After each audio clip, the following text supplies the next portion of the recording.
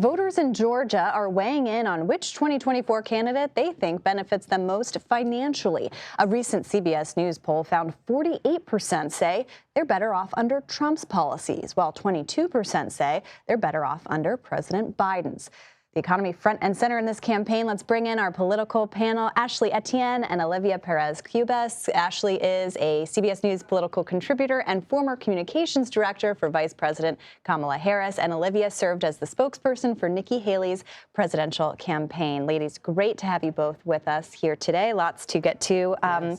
Ashley, do you want to talk about this poll? Because you saw those numbers. The top line is that Biden is lagging behind Trump in that key battleground state of Georgia, and you can kind of see the economy seems to be fueling that. I'm curious what you make of that, considering Georgia was so critical to him winning in 2020. Well, I mean, there's two reactions I have to it. One is it's too early to overinvest in polls, right? There was never a poll that showed that Donald Trump was going to win in 2016. My other reaction, though, I'm just going to have to say the quiet thing out loud since I'm a communicator. Yeah. It is hard to win a messaging battle against someone who lies. And that's just flat out it. And is not held to account, not just by the media, no disrespect, but also by his own party. So Joe Biden has an uphill battle every day to sort of push back against the lies that are being perpetuated by Donald Trump and all his lackeys around him. And then he's got to add on to that, couple it with the fact that he's got to figure out how to actually penetrate these communities and sort of get his message of accomplishments to them in their feeds, where they are on their news media, right? And so that is a challenge. And it's just hard to win a messaging battle against someone, and I've tried it, against someone who's willing to lie. And that's really what I see working out in these polls. I mean, one thing, too, though, on the Republican side, Olivia, is that there are some glaring warning signs for Donald Trump in Georgia. We just had a primary there.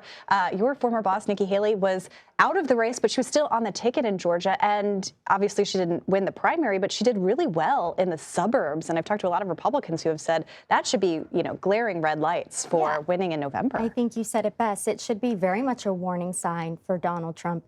And look, I want to talk a little bit about this kind of Haley voter who we see emerging. This is a voter who Nikki was consistently getting 30 to 40% of Republican primary voters. And these are people who are traditional conservative Republicans.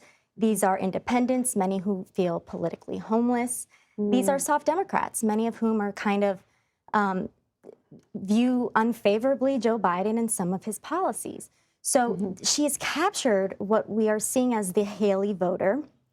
And I will say that we kind of saw how important this block is going to be in Georgia because this voting block will determine who wins in November. To your point, in Georgia, Nikki did, I think, over 60,000 voters came out in Georgia to vote for her, a third of whom came out on Tuesday to vote for her, a week after she dropped out of the campaign.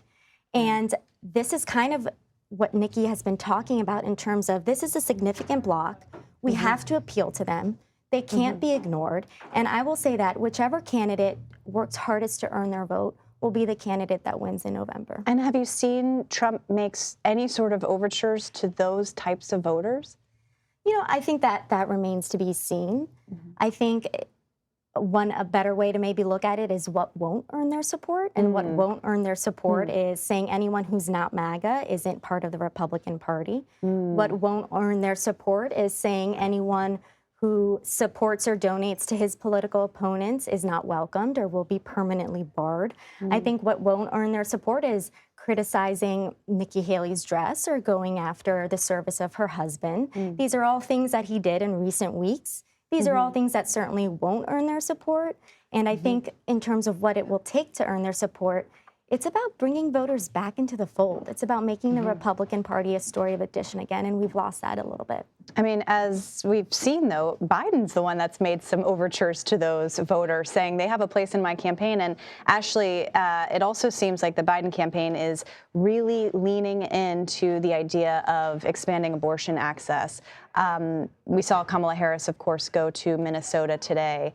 It was a pretty historic visit. Yeah, no, I mean, history was made today. She's the first either president or vice president to go visit an abortion clinic. I mean, abortion is a gift that will continue to give to the Democratic Party. It's the gift that will continue to give for the party.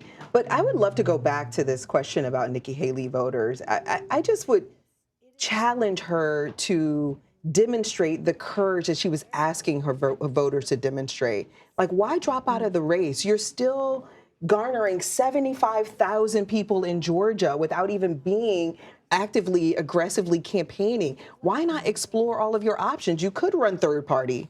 She could run third party and hold on to her voters and try to extract something out of the Republican Party. Here's the other reality, though. Donald Trump is right.